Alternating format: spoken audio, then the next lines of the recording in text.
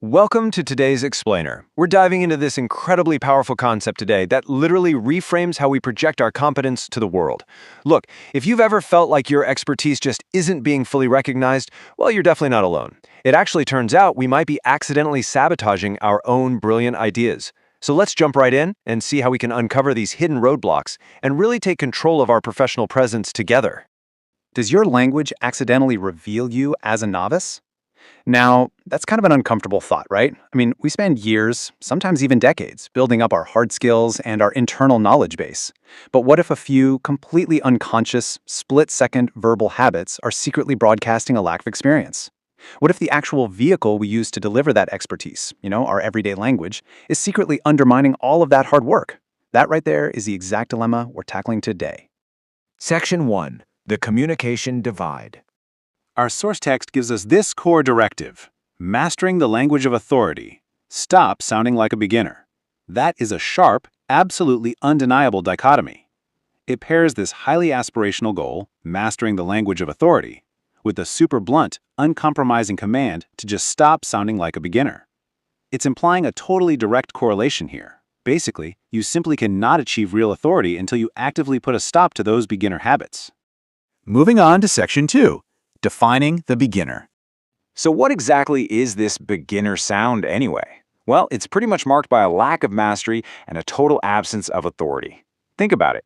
You could be a 20-year veteran in your industry, an absolute genius in your field.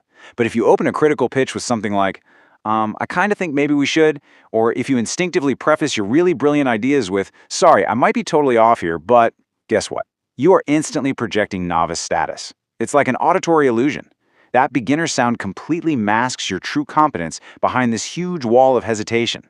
And here's the thing, there is zero middle ground here. You are either actively commanding your language to build authority, or you're passively defaulting to habits that tear it down. Beginner language leans heavily on qualifiers and permission seeking, whereas the language of authority relies on clear, absolutely definitive statements. The bridge across this divide isn't just about putting in time on the job, it requires conscious, deliberate linguistic effort. We actually have to go in and unlearn all that conversational fluff we've been conditioned to use over the years. Which brings us to Section 3, the language of authority. You see, authority isn't just some fancy title somebody hands you or a badge you wear around the office. It is the direct result of mastering communication. It's the exact opposite of that beginner sound we just talked about. Instead of filling dead air with and like, authoritative language embraces the power of a strategic pause. Instead of saying, I think we could try, it says, we will implement. Mastering is an active verb here, guys. It means this is a real skill that you cultivate, refine, and deploy with absolute precision every single time you speak. So it really boils down to a surprisingly simple two-step process. Step 1, stop sounding like a beginner. Step 2, master the language of authority. It's kind of like gardening. You've got to pull the weeds before you can plant the flowers, right?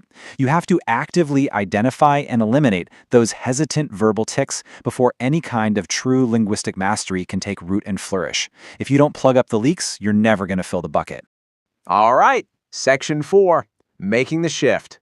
Let me ask you this. Are you actively mastering your words right now, or are you just sort of letting them happen?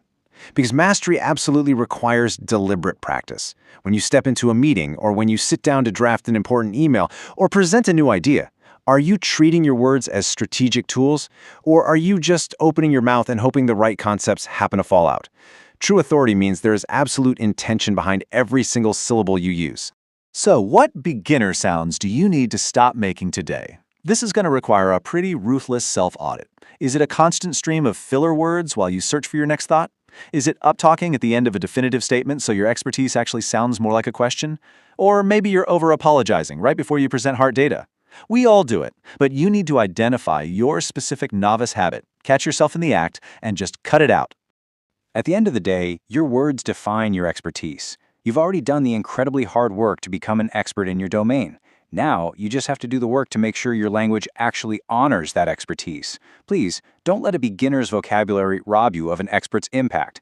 So, I'll leave you with this. The very next time you step into a room and prepare to speak, whose voice are they going to hear? The master or the beginner? The choice is entirely up to you.